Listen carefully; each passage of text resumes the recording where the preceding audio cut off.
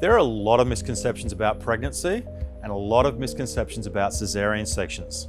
Probably the biggest one is when you can drive after having a cesarean section. The great myth is that you can't drive for 6 weeks after having a cesarean section. I'm here to tell you today that is absolutely nonsense. So, when can you drive after having a cesarean?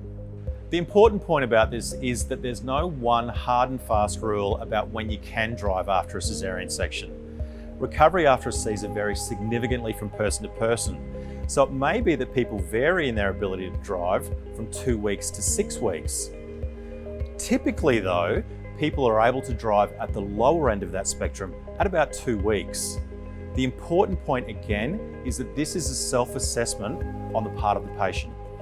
So if you want to drive after a cesarean, you need to consider things like, can I get in and out of the car properly?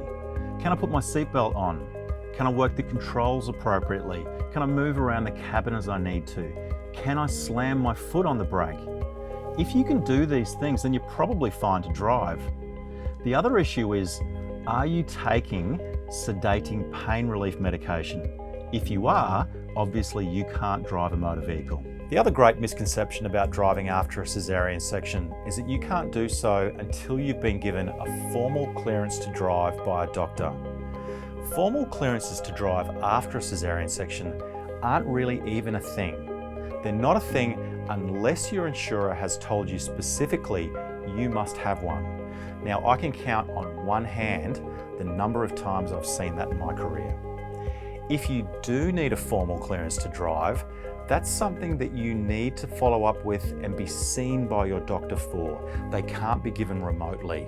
So if you want one, you need to be physically assessed by your doctor. So in summary, if you want to drive after a cesarean section, it's very much a self-assessment as to when you can. If you're not sure or you've got questions, please go and see your doctor or seek medical advice.